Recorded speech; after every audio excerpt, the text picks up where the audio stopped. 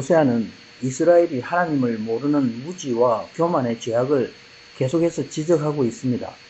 자기를 의지하며 이방 나라를 쫓아갔습니다.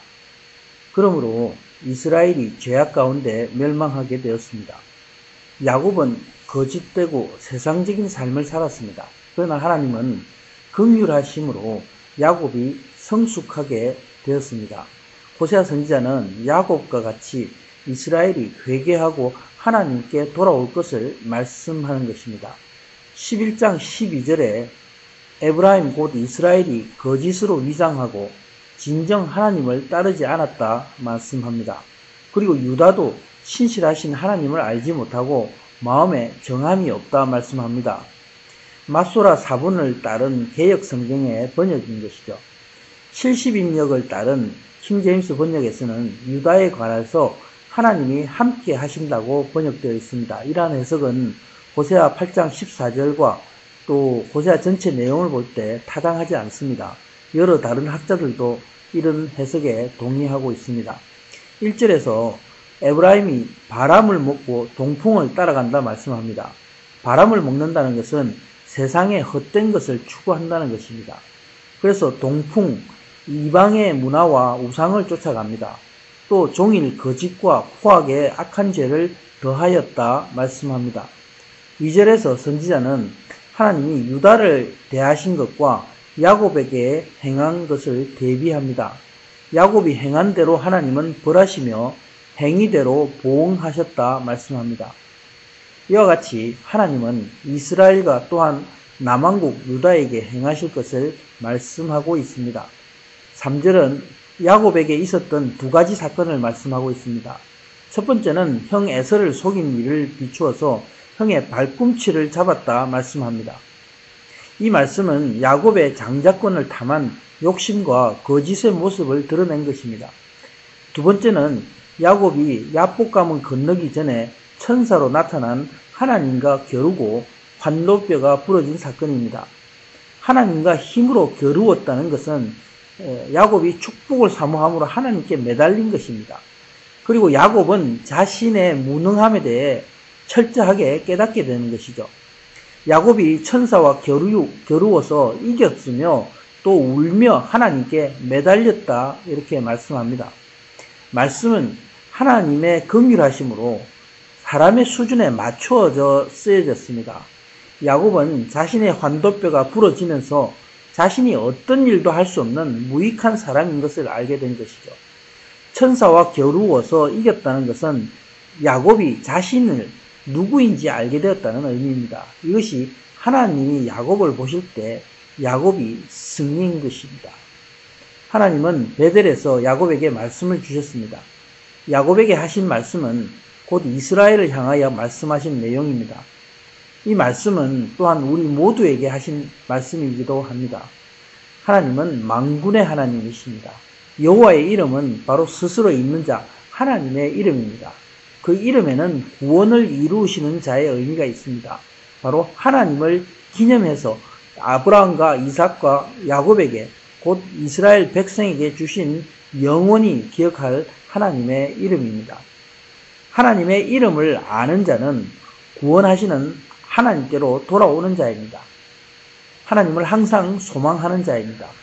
그러므로 하나님께서 이스라엘을 향하여 원하시는 하나님의 성품, 인애와 공의의 열매를 맺어야 한다 말씀합니다. 선지자는 이를 위해 하나님이 누구이실지 깨닫고 나를 알아 회개하는 자가 될 것을 촉구하고 있습니다. 7절에서 14절은 교만을 회개하라는 내용입니다. 7절에서 야곱이 상인이라 말씀합니다. 가나안 상인들과 같이 이스라엘이 속이는 저울을 가졌다 책망하고 있습니다. 하나님의 말씀을 순종하지 않는 삶은 스스로 속은 모습입니다. 불의한 저울을 사용하는 것과 같습니다. 8절에서 이스라엘이 스스로 실로 재물을 얻은 부자라 말씀합니다. 그리고 이 재물들을 내가 수고함으로 얻었다 말씀합니다. 근데 내 안에 불의가 없다. 아무도 내 안에 불의를 찾을 자가 없다 말씀합니다. 이것이 하나님 앞에 교만한 죄악입니다.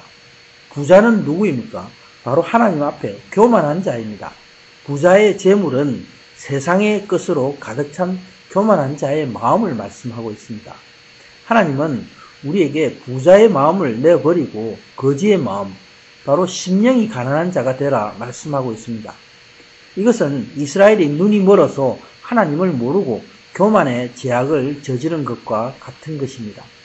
9절에 이스라엘이 애굽에 있을 때부터 언약을 지키고 변함이 없으신 하나님이심을 말씀하고 있습니다.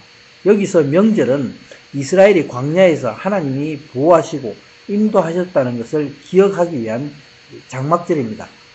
이스라엘이 다시 장막에 거주하게 한다는 것은 두 가지 의미가 있습니다. 첫째는 이스라엘이 나라를 잇고 광야의 생활을 시작하게 된다는 것입니다. 또 둘째는 이스라엘이 과거에 광야에서 연단을 통해 믿음을 얻게 된 것과 같이 이스라엘이 이방 나라에서 연단받는 것을 말씀하고 있습니다.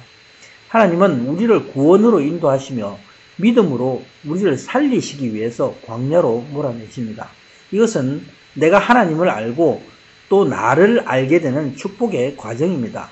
연단을 통해서 너무도 귀한 믿음을 갖게 되기 때문입니다. 하나님은 선지자들을 통해서 말씀으로 책망하시고 또 저들의 사역을 통해서 환상과 비유로서 보여주었습니다. 길르앗이 불의하다 말씀합니다. 또 길갈에서 저들이 우상에게 제사를 드리며 그 제단이 밭 이랑에 쌓인 돌 무더기 같다 말씀합니다. 바로 이스라엘이 죄악으로 인하여 멸망할 것을 말씀하고 있습니다. 제단이 돌 무더기 같이 황폐할 것을 말씀합니다. 12절은 야곱이 아내를 얻기 위해 아람으로 간 것과 이스라엘이 이방 나라를 의지하고 저들과 혼합하고 동맹한 것을 비교합니다. 야곱은 아람에서 철을 얻기 위해 라반을 섬기고 양을 쳤다 말씀합니다. 마치 이스라엘이 이방 나라와 이방 왕을 섬긴 것을 말씀합니다. 그러나 하나님이 야곱과 함께 하심으로 인도하신 것처럼 이스라엘에게 하나님의 은혜가 함께 해왔습니다. 그러므로 이제 하나님의 인도하심을 믿고 하나님을 따르고 회개하라 말씀하고 있는 것입니다. 하나님이 한 선지자 모세를 사용하심으로 애굽에서 이스라엘 백성을 인도하여 내시고 보호하신 것처럼 선지자들의 말씀을 듣고 회개해서 하나님께 돌아오라는 말씀입니다. 하나님은 완악한 애굽의 바로왕과 애굽 군대들을 멸하셨습니다. 이와 같이 하나님은 회개하지 않는 이스라엘을 향해서 너희들의 피가 너희에게 머무르며 수치를 당하게 될 것이다 말씀합니다. 이스라엘이 하나님께 대하여 우상을 숭배하며 회개치 않는 죄악을 물으시는 것입니다. 회개하라 말씀하고 있습니다. 아멘.